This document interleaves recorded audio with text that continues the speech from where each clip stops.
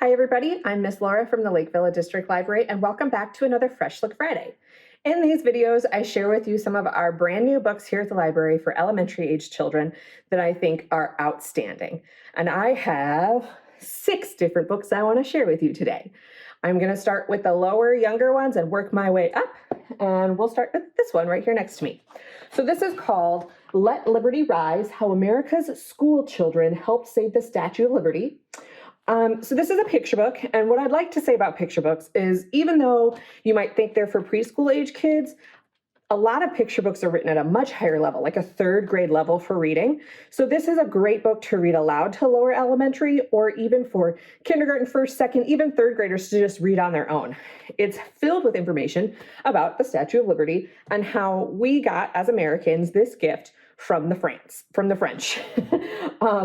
But the really unique thing about it that I didn't know until I read this was that when we received the Statue of Liberty, the pedestal, see it right here, was not finished. That's what the Statue of Liberty is on. It was not finished because we ran out of money for it. We could not finish building the pedestal, so there was no way to put the Statue of Liberty up.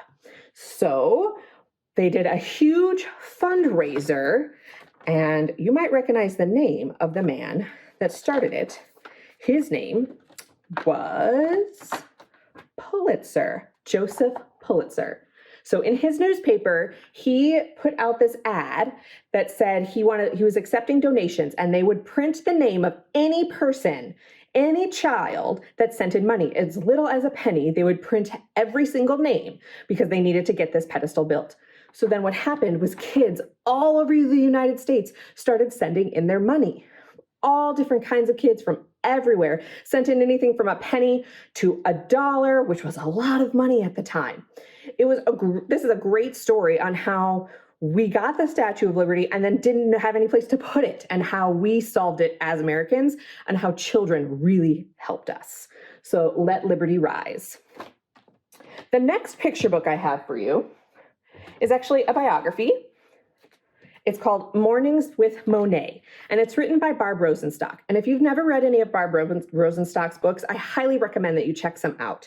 She does great picture book nonfiction stories or nonfiction or biographies about different famous people, about different artists. And because they're written in a picture book format, they don't take a long time to read, and you're able to learn a lot about the subject. So this is Claude Monet. And he painted on this boat on rivers, and he's very famous for his water lilies. And this book just talks about how he would paint in the mornings and how he's an impressionist painter. And you learn a lot about like what went inside his head as he was making these really famous works of art. And then in the back, there's all this information about him, and then all these different pictures of his actual artwork. So if you like art, I would definitely check out Mornings with Monet. Then I have a yellow dot book. So these yellow dot books, you can tell they're yellow because they have a little yellow dot right there on the spine. These are beginning chapter books, perfect for kids, reading on their own, but not quite ready for a full novel yet. This is the first in a series, definitely Dominguita. This is called Night of the Cape. So Dom is this feisty little girl. I love her. And she is getting bullied at school. And this kid in her class named Ernie tells her she just loves to sit and read. She loves it. She's quiet, keeps to herself. She likes reading about adventures. But this kid Ernie tells her that girls can't be knights. And she's like, girls can be whatever they want to be, and they can definitely be knights. So she decides to go on this quest, and she becomes a knight. And she gets help from a squire and some other friends, and she even has a little steed here that she finds, and she goes on adventures to try and do knightly duties so that she can prove that girls can be knights. It's a great chapter book. It goes really quickly. There are pictures at the in chapters like that, so you can see it, kind of picture what's going on. I highly recommend this series, and I look forward to reading the next one, which is already out. So definitely Dominguita, and it's by Terry Catasus Jennings. Okay, moving on to some chapter books. I have this book.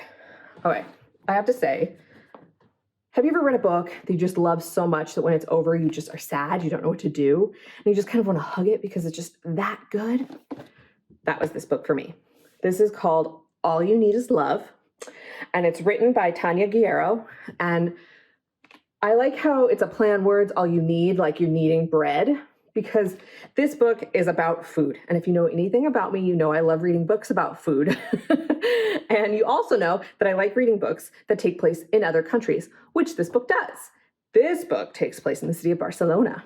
So Alba is our main character, and her parents are not the best parents. There's a lot of trouble going on. Her dad is an alcoholic, and her mom decides to send Alba to go live in Barcelona with her grandmother. Alba is not happy about this. She kind of feels like she's being discarded and abandoned and that no one loves her. But when she gets to Barcelona, she figures out that her grandma's pretty awesome. Barcelona is pretty awesome. And then she discovers a little bakery. And this bakery is a man who owns the store. In the bakery is the owner, Tony. And Tony and Alba become quick friends. And Tony starts teaching Alba all about bread and making bread. And so Alba ends up going there every day and helps Tony. And she's really starting to kind of heal. And she loves it there. And then her mom shows up and ruins everything. And she just doesn't know what to do. This is a great book about relationships, either with friends or parents or grandparents. There's a lot of great descriptions of food and bread making, and it really tells you a lot about Barcelona and the culture there. I really, really enjoyed All You Need Is Love. Okay, changing gears completely. This is called Soul Lanterns. So this book is like thinner. It's not very big, right? It's only about 150 pages. It's pretty short, but this is such an intense book. It made me cry. It weaseled its way into my brain, and I don't think I'll ever forget this story. So Soul Lanterns takes place 25 years after Hiroshima, in Hiroshima. So if you're not familiar with that, Hiroshima happened during World War II. The United States dropped an atomic bomb on Hiroshima, on the city of Hiroshima, and 70,000 people died instantly in that bomb. And then overall, 140,000 people died from the after effects of that bomb. It is a very intense part of world history, and this story follows some middle schoolers as they are discovering more information about Hiroshima, talking to parents and grandparents that lived through the bombings. It is a difficult book to read in that there are some gruesome scenes. There's some death and a lot of grief and how people deal with that. But it was so beautifully written. I can't express how beautifully written it was. I cried, I ached, I felt like I was there experiencing it. And I think that really shows that a book is well done when you are immersed with the characters. I think a lot of people don't know a lot about Hiroshima from a Japanese perspective. So this was a great eye-opening experience. And I would definitely recommend Soul Lanterns if you're into historical fiction at all, if you like reading emotional stories or books that really dig down and put their hooks in you and don't let go. Definitely pick up Soul Lanterns. And then finally, my last book is a nonfiction book. And I listened to this book on Libby, one of our free apps. So I'm going to show you here. See, you can kind of see that. This is called The Boy Who Failed at Show and Tell. It's a biography or a memoir written by Jordan Sonnenblick. So Jordan Sonnenblick is an author, actually. He wrote a lot of children's books and a lot of young adult books. I've only read one of them, but after listening to this story, all I want to do is read more of his books. So this book takes place during his 4th grade year. So even if you haven't heard of Jordan Sonnenblick, I would pick up this book because it's just a story about a kid in 4th grade and all the different things they have to deal with, because there's a lot to deal with in 4th grade. He learns how to play the drums that year. He gets a pet snake. He's way into baseball, but he also has a lot of trouble paying attention. So he gets in trouble a lot at school, and sometimes making friends is really difficult, and his parents are fighting a lot, and his mom is in grad school, so she's not home a lot. There's just a lot going on in his life, and it just kind of reads like a chapter book, like a story. It's really funny. You're going to laugh out loud. You're going to relate to this a lot because there's a lot of things in here that you're like, hey, that happened to me, or that feeling, I got that feeling too.